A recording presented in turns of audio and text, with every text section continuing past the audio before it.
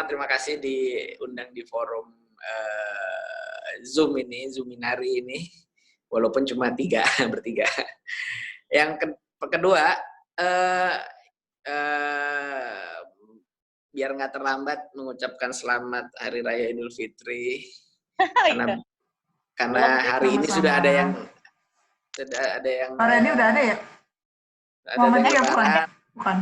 Besok juga ada yang udah Lebaran. Saya tadi lihat berita.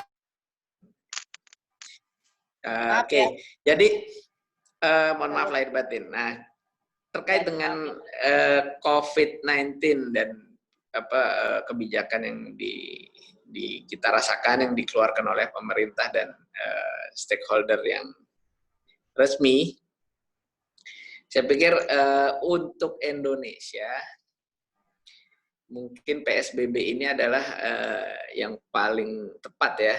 Kenapa? Karena kalau lockdown saya nggak bisa membayangkan kalau Indonesia lockdown. Kenapa? Karena masing-masing negara punya karakter yang berbeda. Nah, untuk Indonesia saya cenderung untuk tidak menetapkan kebijakan lockdown. Kenapa? Karena ada beberapa variabel untuk menentukan kebijakan itu tepat diterapkan atau tidak. Gitu. Salah satunya adalah dampak-dampak yang timbul dari penerapan kebijakan. Di awal sebelum ada kebijakan yang keluar dari pemerintah terkait dengan COVID-19, itu ada beberapa diskusi di berbagai forum. Indonesia ini cocoknya apa? Karena kan negara-negara lain sudah lockdown ya. Kita tahu Wuhan dari mulai Desember, terus kemudian negara-negara tetangga kayak Singapura dan sebagainya sudah mulai lockdown. Filipina juga lockdown. Nah, Indonesia waktu itu menyusul karena kasus Depok aja pun belum lockdown kan. Waktu kasus 01 dan 02 dan 03 ya, kalau nggak salah yang di Depok itu belum ada kebijakan PSBB ataupun lockdown. Nah, disitulah timbul diskusi-diskusi. Baiknya Indonesia seperti apa ya? Nah, variabel yang dampak tadi, yang salah satu variabel yang dihitung adalah variabel dampak sosial ekonominya cukup berat kalau terjadi lockdown buat Indonesia. PSBB juga pada berat juga kan? Saya pikir ada allowance, ada kelonggaran yang maksudnya tidak terlalu ketat. Karena gini, lockdown kalau kita contohnya kayak di Wuhan, maka sampai kota itu benar-benar diisolasi. Tapi lockdown model di Eropa, di beberapa negara, kayak di Jerman, nggak sampai diisolasi kotanya. Tapi hanya diberikan kewajiban untuk stay at home dan work from home. Tapi kalau di negara-negara yang lain, beda lagi. Nah, artinya lockdown pun variannya banyak. Indonesia apakah memilih lockdown atau bukan, atau varian yang lain. Akhirnya muncullah PSBB tadi di kemudian hari. Nah, terkait dengan lockdown, sekilas tentang lockdown. Karena banyak referensinya, maka kemudian setiap referensi tadi ditelaah, dikaji lebih dalam. Kira-kira impact-nya apa? Nah, kalau dikonversi ke Indonesia, saya melihatnya itu dulu yang paling kena dampak itu adalah kehidupan sosial dan ekonomi. Gitu. Kalau kerja yang masih bisa digeser ya, tapi kalau kemudian aktivitas dagang dan sebagainya yang mewarnai kehidupan orang Indonesia, rasa-rasanya agak berat. Terus kemudian banyak sektor di Indonesia yang kalaupun sektor pekerja yang nggak bisa digantikan, dia harus datang, dia harus hadir ke kantor. Itu juga banyak. Nah, ini menjadi kendala. Dan waktu itu langsung disimulasikan, kan ada model matematiknya, ada model simulasi sosialnya, dan sebagainya. Ya, Indonesia ini kalau ada kebijakan ketat yang diterapkan, apapun namanya, itu paling bertahan kurang lebih maksimal 3 bulan. Jadi kalau 3 bulan ke atas, wah gejolaknya sudah termasuk berat, dan kalaupun yang sempat idle itu reboundnya berat gitu. Misalnya toko ditutup gitu ya, fasilitas niaga ditutup. Kalau lebih dari 3 bulan tuh untuk rebound buka lagi, mengkondisikan lagi itu agak berat. Nah, jadi saya lihat dari simulasi itu akhirnya mungkin pemerintah juga melakukan simulasi tersebut. Ya akhirnya ditemukan formula baru ya, yaitu formula PSBB yang cuma ada di Indonesia yang nerapin gitu ya. Kurang lebih begitu. Termasuk faktor ini nggak ketidakmampuan pemerintah juga kalau lockdown total gitu, karena dia harus menjamin aspek perekonomian warga. Saya pikir ketika masuk ke wilayah itu, saya lihat ketahuannya itu ketika udah masuk era PSBB ya. PSBB pemerintah pusat, terus kemudian sudah mulai ada pemerintah daerah-daerah, kan ada konsekuensi logis tuh. Konsekuensi logisnya itu salah satunya yang paling kentara kan bansos ya. Faktanya pemerintah pusat maupun pemerintah daerah juga punya keterbatasan. Kalaupun bisa menyalurkan ya hanya rentang waktu tertentu, kan nggak mungkin juga satu wilayah dibansosin untuk rentang waktu yang panjang. Resource-nya terbatas. Paling kelihatan itu ketika di pemerintah daerah ya, paling kelihatan. Karena kan cadangan likuiditasnya kecil. Ketika ada pandemik, terus kemudian dia harus mengalokasikan anggaran khusus atau menggeser kebutuhan dari kebutuhan yang dia sudah anggarkan ke kebutuhan COVID-19, itu kan kelihatan betul. Nominalnya kan kecil-kecil banget, gitu. Dan tidak seiring dengan kalau simulasi jumlah pasiennya banyak, gitu. Jadi perbandingan antara likuiditasnya, cadangan duitnya dengan simulasi kalau pasien bertambah itu nggak sebanding, sangat tidak sebanding. Jadi ya saya pikir memang wajar ya, kayak sebelum kejadian pandemik juga kan kita juga tahu memang pemerintah di berbagai tingkatan lumayan cukup kesulitan terkait dengan penganggaran likuiditas. Kira-kira ya gimana? Kira-kira yang membuat PSBB ini kan agak lama ya kan?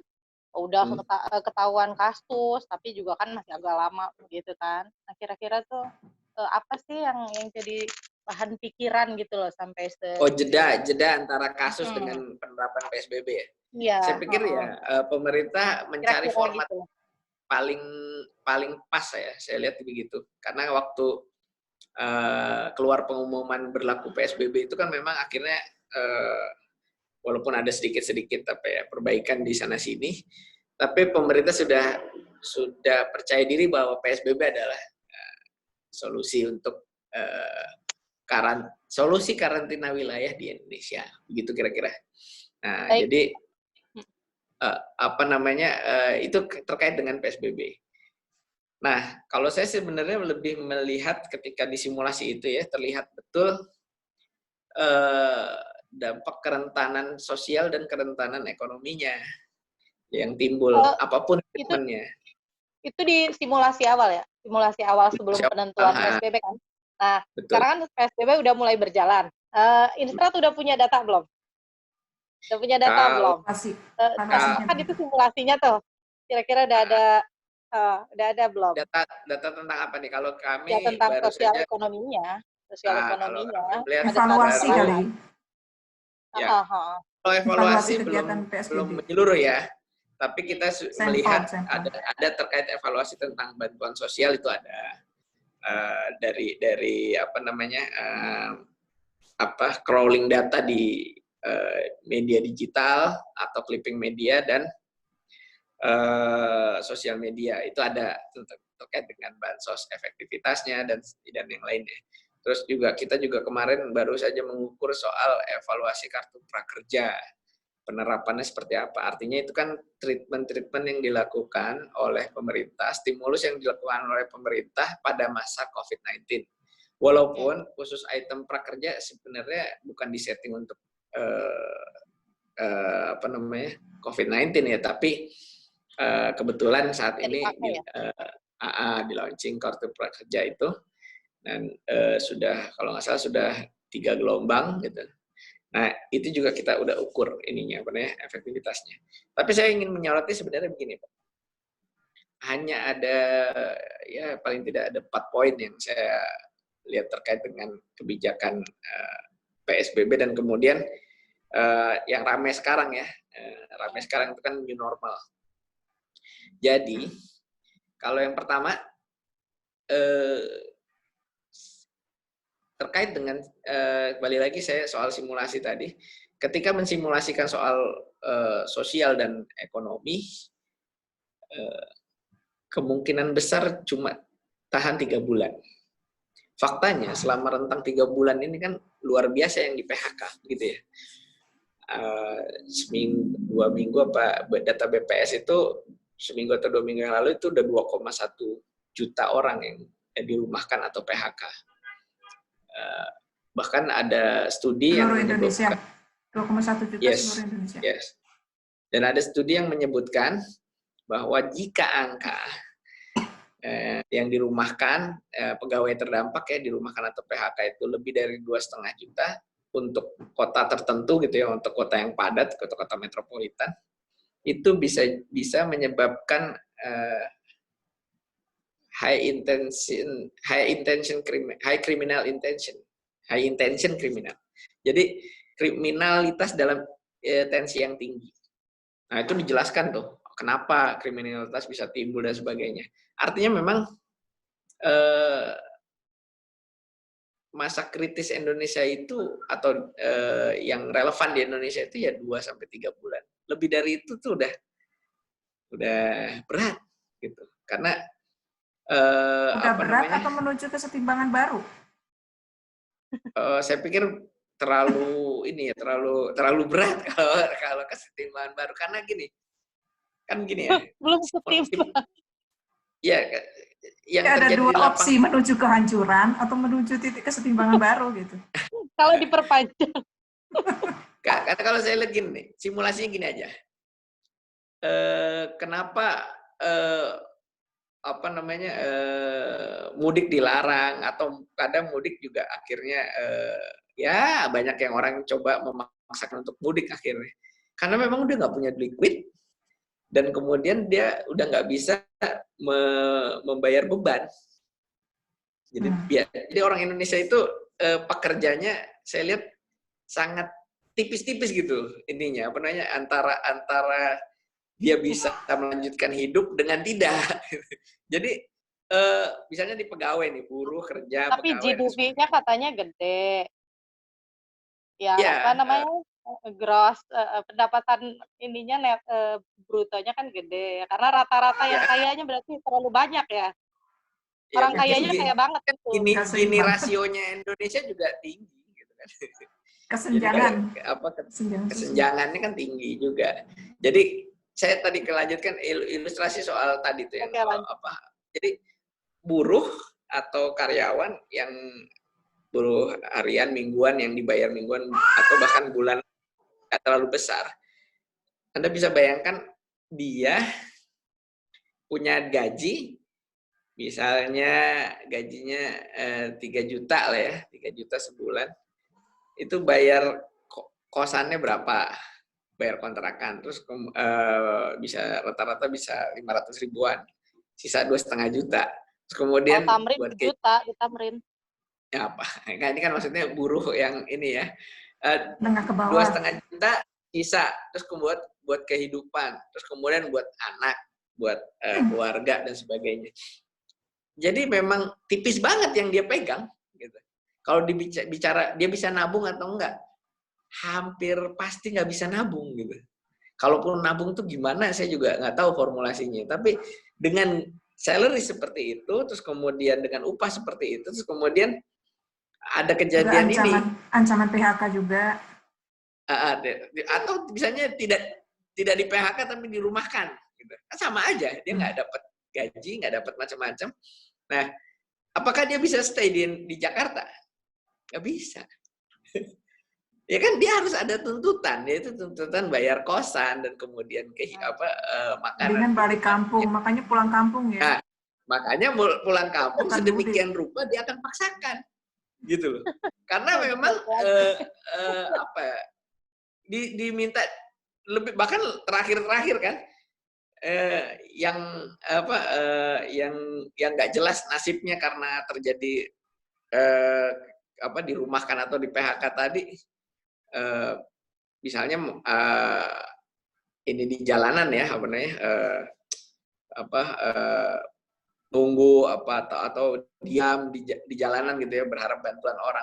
Tiba-tiba sama pemerintah provinsi diambil tuh, karena dianggap itu juga bisa menjadi carrier untuk menyebarkan.